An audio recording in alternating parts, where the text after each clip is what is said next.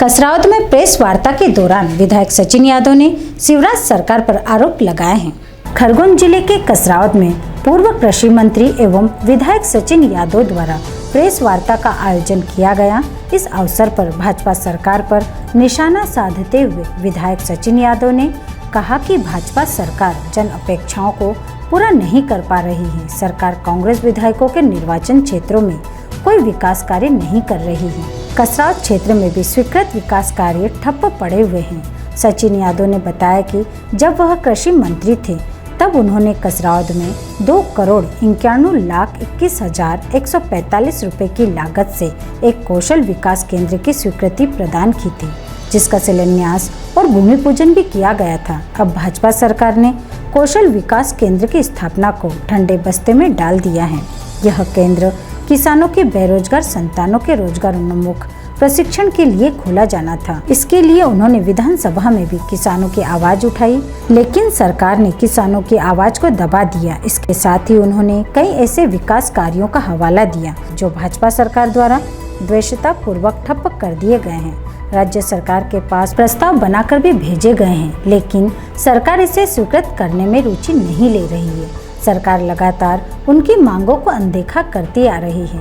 विधानसभा में मुद्दा उठाने के बाद भी सरकार कोई कार्रवाई नहीं कर रही है। इसके साथ ही विधायक सचिन यादव ने नवरात्रि महापर्व के दौरान 29 सितंबर को निकाली जाने वाली धार्मिक चुनरी यात्रा में शामिल होने का समूचे विधानसभा क्षेत्र को बुलावा दिया है। जिस प्रकार से 15 महीने के शासनकाल के दौरान हमने कसरावद विधानसभा क्षेत्र के लोगों को विभिन्न योजनाओं के माध्यम से हमने सौगात देने का काम किया, लेकिन दुर्भाग्य यह है कि आज जो वर्तमान में जो सरकार पिछले दरवाजे से बैठी हुई, जिसने विधायकों की खरीद फरोख्त करके सत्ता में तो बैठ गए, लेकिन जो जन भावनाएं हैं उन जन भावनाओं के अनुरूप ये सरकार काम नहीं कर रही है। और उसी का दुष्परिणाम है कि आज हमारी कसरावद विधानसभा की जितनी विभिन्न योजनाएं हमने हमारे शासनकाल में स्वीकृत कराने का काम किया था, वो सारी योजनाओं को ठंडे बस्ते में डालने का काम आदरणीय साथियों किया है। मैं जब कृषि मंत्री था तो मैंने 12 महत्वपूर्ण सड़कें हमारे इस क्षेत्र के किसानों के लिए हमने मंजूर कराई थी, और उस योजना में लगभग सारी प्रक्रिया पूर्ण हो चुकी थी। निविदाएँ हो गई थी, एजेंसियाँ फाइनल हो गई थी। चूँकि मूल विभाग हमारा मंडी विभाग था, लेकिन जो क्रियान्वयन एजेंसी थी वो पीडब्ल्यूडी थी। उस पीडब्ल्यूडी विभाग को हमने लगभग 21 करोड़ रुपए हमें ट्रांसफ़र करने का काम भी आदरणीय साथियों किया था। सिर्फ काम शुरू होना था, लेकिन इस बीच जो सत्ता परिवर्तन हुआ और सत्ता परिवर्तन होने के आज लगभग 2.5 साल होने में आ रहे हैं। इन 2.5 सालों में उन योजनाओं को जो लोगों से जुड़ी हुई योजना थी, उन योजनाओं को ठंडे बस्ते में डालने का काम आदरणीय साथियों को विधानसभा में उठाया था आपने, वहाँ का क्या संतोषजनक जवाब मिला या संतुष्ट है आप?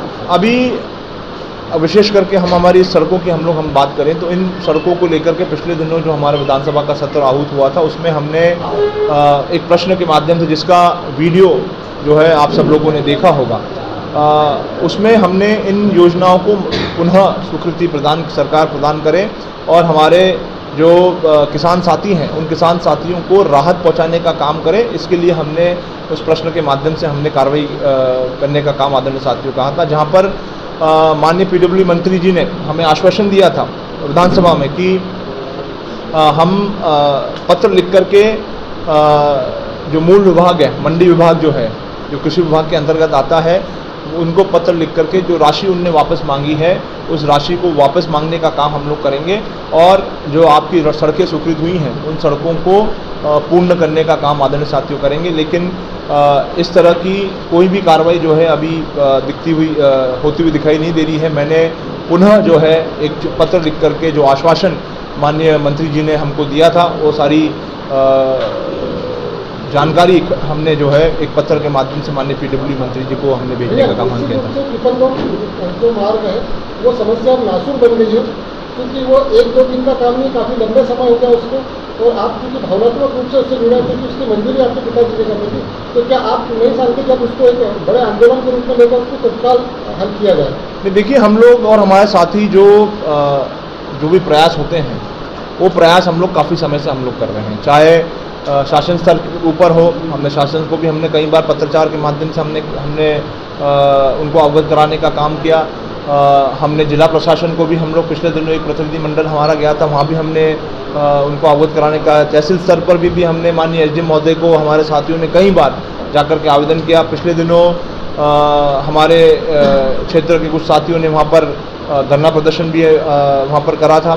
तो ये लगातार जो है हम लोग इस महत्वपूर्ण विषय को, इस महत्वपूर्ण सड़क को लेकर के, यहाँ तक कि एनटीपीसी को, क्योंकि एनटीपीसी जो है अगर देखा जाए तो मूल रूप से अगर कोई जिम्मेदार है तो वो एनटीपीसी है, क्योंकि एनटीपीसी के जो भारी वाहन है, जिनको हम सामान्य भाषा में कैप्सूल कहते हैं, वो भारी 70-80 टन के जो है वाहन जो है उस पर चल रहे हैं, और जिसके कारण जो है आज ये स्थिति हुई है। हमने पिछले दिनों एसडीएम साहब से अनुरोध करके वहाँ पर भारी वाहनों का